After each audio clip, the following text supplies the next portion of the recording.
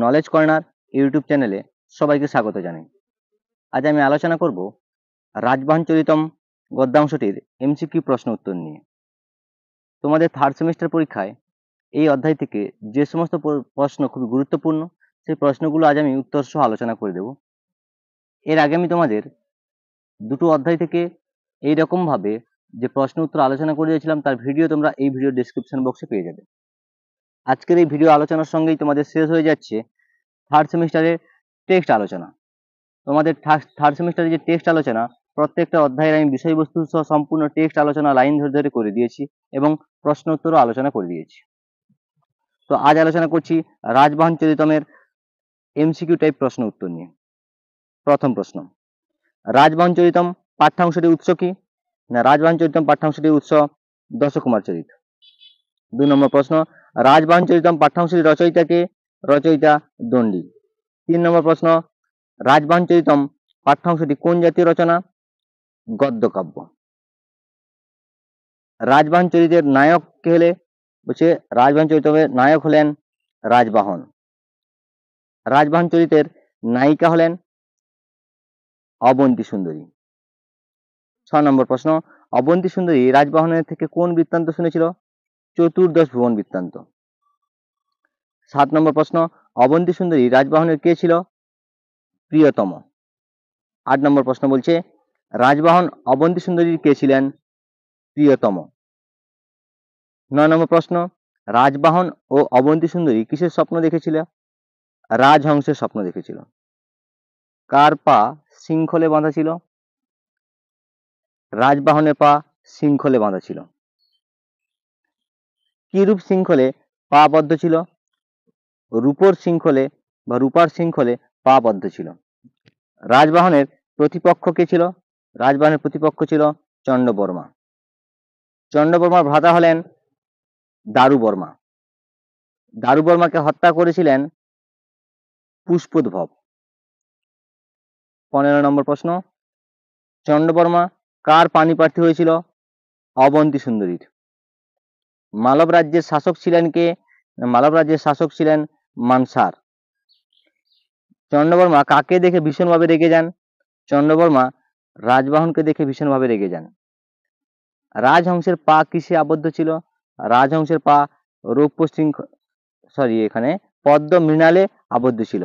রাজহংসের পা পদ্ম মৃণালে আবদ্ধ ছিল। রাজবাহনের পা রৌপ্য শৃঙ্খলে আবদ্ধ ছিল। রাজবাহন ও অবন্তী সুন্দরী কোথায় উপস্থিত ছিলেন? কর্ণান্তপুরে। 20 নম্বর প্রশ্ন, রাজবাহন কেমন প্রকৃতির ছিলেন? প্রভাবশালী। চন্ডবর্মাকে সংবাদ দিয়েছিল কারা? চন্ডবর্মাকে সংবাদ দিয়েছিল রক্ষী পুরুষগণ। 22 নম্বর প্রশ্ন, রাজা রাজহংসের রাজধানী হলো পুষ্পপুরী। উত্তমাঙ্গনা শব্দের অর্থ কি?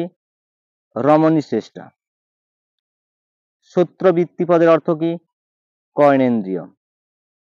চতুর্দশ ভুবনের বৃত্তান্ত শুনে কার কর্ণেন্দ্রিয় সার্থক হলো? অবন্তী সুন্দরীর। কার মনে অন্ধকার নাশক জ্ঞানের প্রদীপ প্রজ্বলিত হলো? অবন্তী সুন্দরীর। কার চরণ সেবার ফল পরিণত হয়েছে? না, রাজবাহনের চরণ সেবার ফল পরিণত হয়েছে।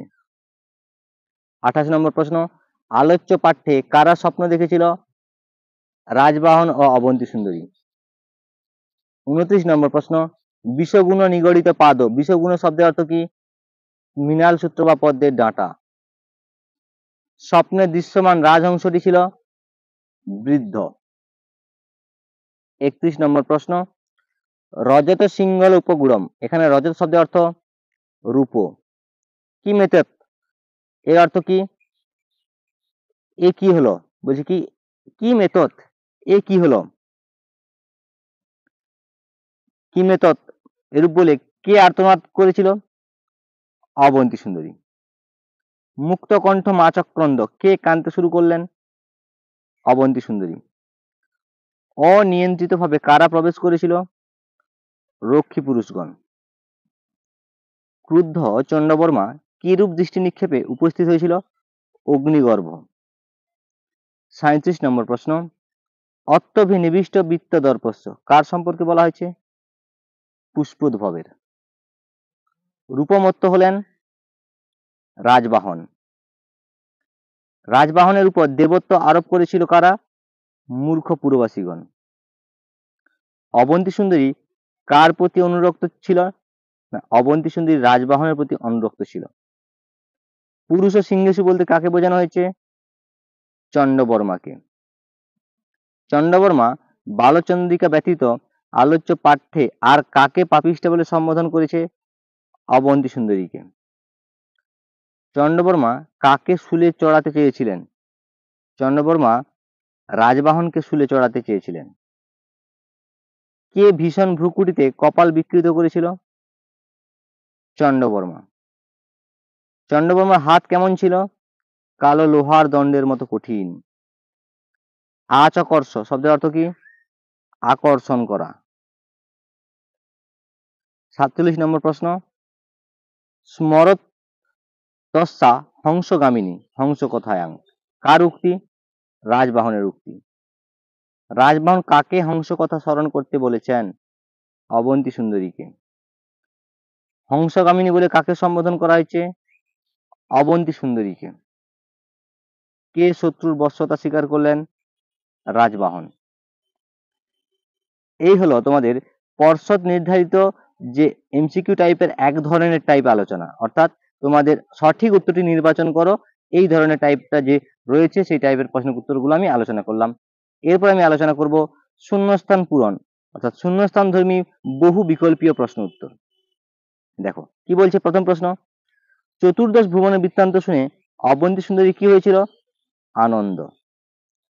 আমার চিত্তে অন্ধকার বিনাশক ড্যাশ প্রজ্বলিত হলো, জ্ঞান প্রদীপ প্রজ্বলিত হলো।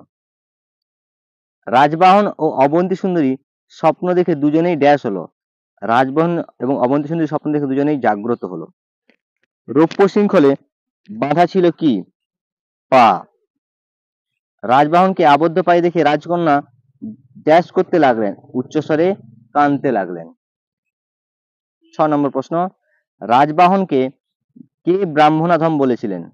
চন্ডবর্মা। পূর্বজন্মে রাজবাহনের নাম কি ছিল? শাম্ব। পূর্বজন্মে অবন্তী সুন্দরীর নাম ছিল যজ্ঞবতী। 9 নম্বর প্রশ্ন, অদ্য মে ড্যাশ তমপ্রহত্যয়া দত্ত জ্ঞান প্রদীপ, অদ্য মে মনসী। জালপাদ শব্দের অর্থ কি?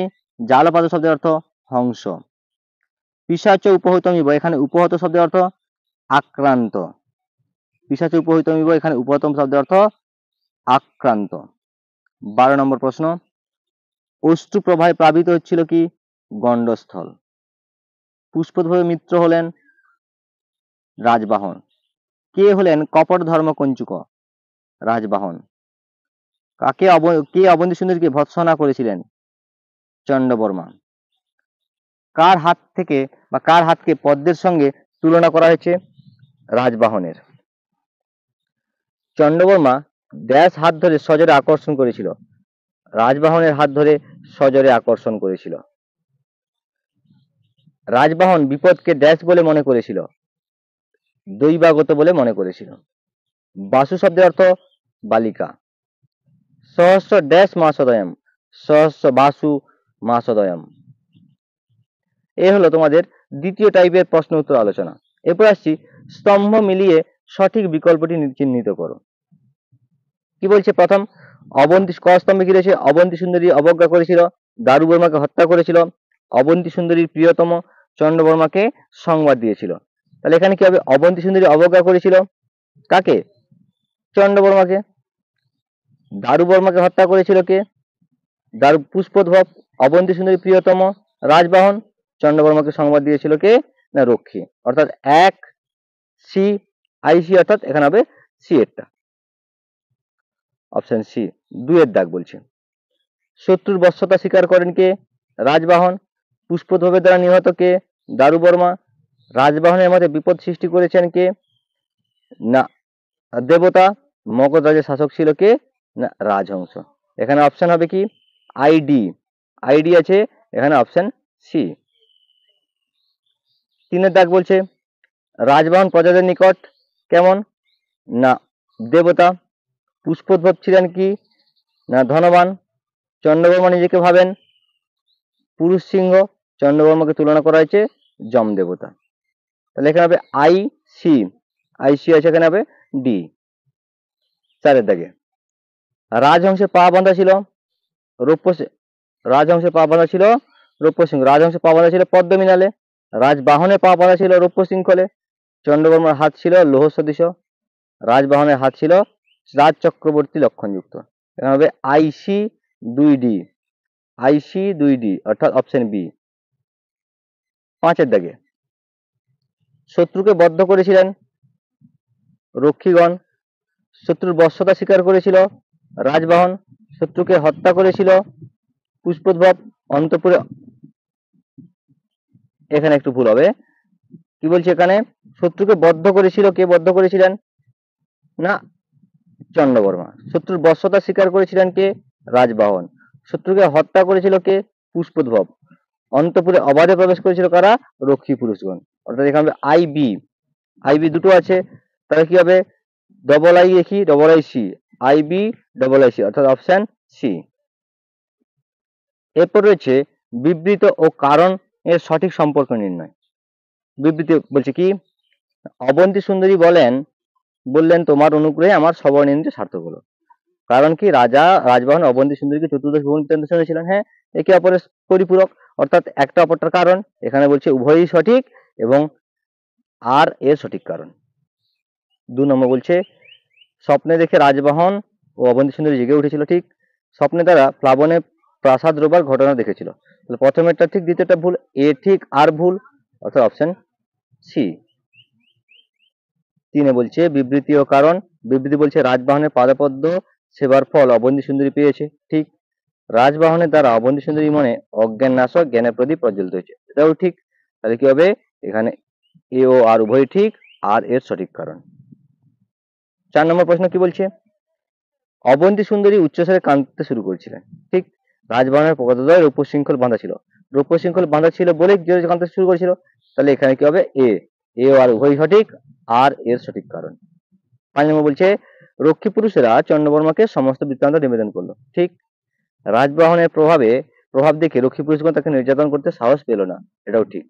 তাহলে এটাও কি হবে না এ ও আর উভয়ই ঠিক, আর এর সঠিক কারণ। পরবর্তী বলছে চার্ট, প্রথম চারটা কি দেওয়া আছে, দণ্ডী সম্পর্কিত সঠিক তথ্যচিত্র। দণ্ডীর রচনা দশক চরিত, রাজবাহন চরিত, দারুগমা হত্যাকারী রাজবাহন, এটা হবে না। নায়ক চন্দ্রবর্মা, নায়িকা অবন্তী সুন্দরী, এটা ভুল। মালবরাজ রাজবাহন, রাজকন্যা ইন্দুমতি, এটা ভুল, তাহলে সঠিক এ। তারপরে এসে কি রাজবাহন চরিতমে নাট্যাংশ, কয়টি চরিত্র রাজবাহন রক্ষী পুরুষগণ, আর দুটো কি হবে না অবন্তী সুন্দরী আর চন্দ্রবর্মা অর্থাৎ অপশন এ। ভেন চিত্র, এই টাইপটা ভালো করে লক্ষ্য করো, ভেন চিত্র অপশন দিয়েছে রাজবাহন অবন্তী সুন্দরী পুষ্পোদ্ভব বালচন্দ্রিকা, চারটা আল্লাহ আল্লাহ দেওয়া আছে, তিনটা একসঙ্গে আল্লাহ। দেখো এখানে কোনটা হবে না, এখানে হবে এই সিটটা, কি কারণে দেখো রাজবাহন অবন্তী সুন্দরী স্বামী স্ত্রী, আবার পুষ্পোদ্ভব বালচন্দ্রিকা স্বামী স্ত্রী, তাহলে এই অপশন সি। এইভাবে এই ভেন চিত্র নির্ণয় করতে হবে সম্পর্ক দেখে। তা বলছে অবন্তী সুন্দরী সম্পর্কে সঠিক তথ্যচিত্র, অবন্তী সুন্দরী কি হবে মগধরাজ মালবরাজ মানসারের কন্যা রাজবাহনের স্ত্রী, তাহলে এটাই সঠিক, আর কোনোটাই সঠিক নয়। এখানে সত্য মিথ্যার মাধ্যমে সঠিক বিকল্প বলছে কি না ধীর প্রকৃতির সকল পৌরুষের আধার হলো রাজবাহন, ঠিক রাজবাহন জোরপূর্বক অবন্তী সুন্দরীকে বন্দী করেন, এটা ভুল। রাজবাহন অবন্তী সুন্দরীকে চতুর্দশ ভুবন বৃত্তান্ত শুনিয়েছিলেন, ঠিক রাজবাহন বলেছিলেন সহ্য শক্তি দ্বারা বিপদে প্রতিকার হয়, ঠিক তাহলে দুয়েরটা শুধুমাত্র ভুল, তাহলে অপশন ডি। 2 প্রশ্ন, রক্ষীরা রাজবাহনের শিকল খুলে দিয়েছিল, এটা ভুল। চন্দ্রবর্মা অবন্তী সুন্দরী পানি প্রার্থী হয়েছিল, ঠিক রাজবাহন অবন্তী সুন্দরীকে 3 মাস অপেক্ষা করতে বলেছিল, ভুল। রাজবাহনকে দেখে চন্দ্রবর্মা রাগে ফেটে পড়েছিল, ঠিক তাহলে এখানে 2 আর 4 সঠিক, অপশন বি। 3 দাগ বলছে অবন্তী সুন্দরী রাজবাহনকে অদেয় কিছু ছিল না, ঠিক চন্দ্রবর্মা রাজবাহনের উপকার করতে চেয়েছিল, ভুল। বিশৃঙ্খল অবস্থায় রক্ষী পুরুষের অন্তঃপুরে প্রবেশ করেছিল, ঠিক অবন্তী সুন্দরী ছিলেন অত্যন্ত চপল, ভুল। তাহলে এখানে 1 3 ঠিক, অর্থাৎ অপশন এ। 4 নম্বর প্রশ্ন, অন্তঃপুররক্ষীরা রাজবাহনকে সাহায্য করেছিল। ভুল। চন্দ্রবর্মা রাজবাহনকে হংসকথা স্মরণ করতে বলেছিলেন। ভুল। রাজবাহন প্রাণ পরিত্যাগে উদ্যত হন। ভুল। অবন্তী সুন্দরী চন্দ্রবর্মাকে তিরস্কার করেছিলেন। ভুল। তাহলে এখানে সবগুলোই মিথ্যা। ঘটনাক্রম 4টা বলছে কি, ভয় পেয়ে রাজকন্যা কান্না করতে লাগলেন। রাজবাহন প্রিয়তমাকে চতুর্দশ ভুবনে গল্প শোনালেন। রাজবাহন নিজেকে পাদবদ্ধ অবস্থায় দেখলেও দুজনে একত্রে সুখে নিদ্রাভূত হইলেন। তাহলে এখানে কোনটা হবে? 1 নম্বর। তাহলে 1 নম্বর হবে 2, এখানে 1 নম্বর হবে 2, প্রথমে হবে 2, তারপরে হবে কি দুজনে একসঙ্গে হলো 4, তারপরে হবে কি পাদবদ্ধ অবস্থায় দেখতে পেলো 3, তারপরে 1, অর্থাৎ অপশন বি। তারপরে রয়েছে 2 এর দাগে, চন্দ্রবর্মা রাজবাহনের পাদবদ্ধ অবস্থায় সংবাদ পেলেন। তারা রাজবাহনের পাদবদ্ধ অবস্থায় দেখলো। রক্ষীগণ কি হলো বলে কর্ণান্তপুরে উপস্থিত হলো। রাজকন্যা চিৎকার করে কেঁদে উঠলো। তাহলে এখানে হবে প্রথমে এটা 1, 4 হবে 1, তারপরে রক্ষীগণ কি হলো বলে চিৎকার করলো 2, তারপর কি হবে তার রাজবাহনের পাদবদ্ধ অবস্থায় দেখতে পেলো এটা 3, তারপর হবে এটা 4, অর্থাৎ 4, 3, 2, 1, অপশন এ। 3 নম্বর প্রশ্ন বলছে, অবন্তী সুন্দরী রাজবাহনের বুকে নিদ্রামগ্ন হলেন। ঠিক। তাহলে এটা ঠিক নয়, এখানে সঠিক কোনটা আগে হবে? রাজবাহনের পা দুটি রৌপ্য শৃঙ্খলে আবদ্ধ হয়েছে। অবন্তী সুন্দরী ও রাজবাহনের স্বপ্নে এক বৃদ্ধ হংসকে পা বাঁধা অবস্থায় দেখলেন। চতুর্দশ ভুবনের গল্প শুনে অবন্তী সুন্দরী বিস্ময়ে অভিভূত হলেন। এখানে তাহলে হবে এটা 1, তারপরে হবে 2 হবে এটা না, এখানে হবে 1, কোনটা হবে? এখানে হবে এটা 1, তারপরে কি হবে ঘুমিয়ে পড়লো নিদ্রামগ্ন হলো 2, স্বপ্নে পা বাঁধা অবস্থায় দেখলো 3, এটা হবে 4, তাহলে হবে 4, 1, 3, 2, 4, 1, 3, 2।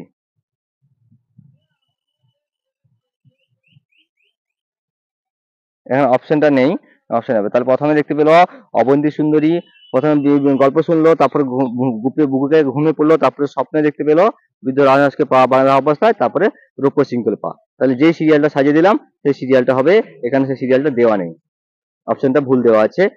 4 নম্বর প্রশ্ন, রাজবাহন অবন্তী সুন্দরীকে হংস বৃত্তান্ত স্মরণ করতে বললেন। চন্দ্রবর্মা রাজবাহনের পদ্ম ও চক্রচিহ্নিত হাত ধরে সজোরে টানতে লাগলো। চন্দ্রবর্মা রাজবাহনকে ভৎসনা করতে লাগলেন। লক্ষ্মী পুরুষ বলরা চন্দ্রবর্মাকে রাজবাহনের সংবাদ দিল। তাহলে এখানে 1 নম্বর হবে কোনটা?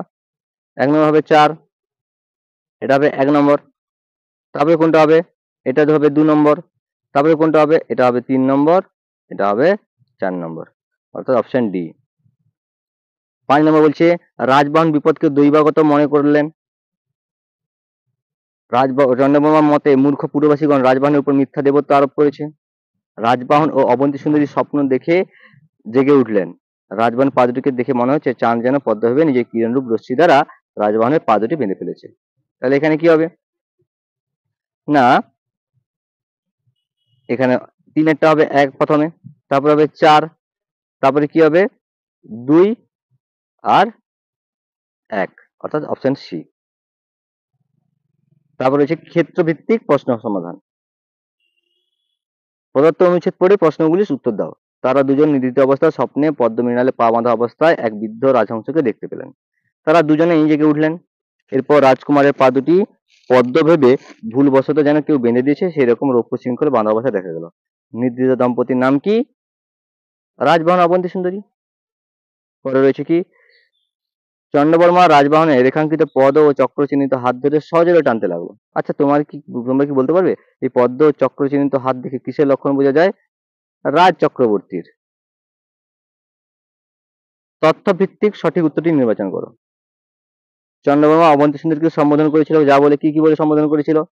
না, চন্দ্রবর্মা অবন্তী সুন্দরীকে কুলপাংশনী আর অনার্য ছিল, অর্থাৎ 1, 2 সঠিক, 3, 4 ভুল। আলোচ্য পাঠ্যাংশে ব্যবহৃত পদ্ম শব্দের প্রতিশব্দ কি হবে? না, পদ্ম শব্দের প্রতিশব্দ কি হবে? মৃণাল, আর কি ছিল? অম্বুজ। 1, 4 সঠিক।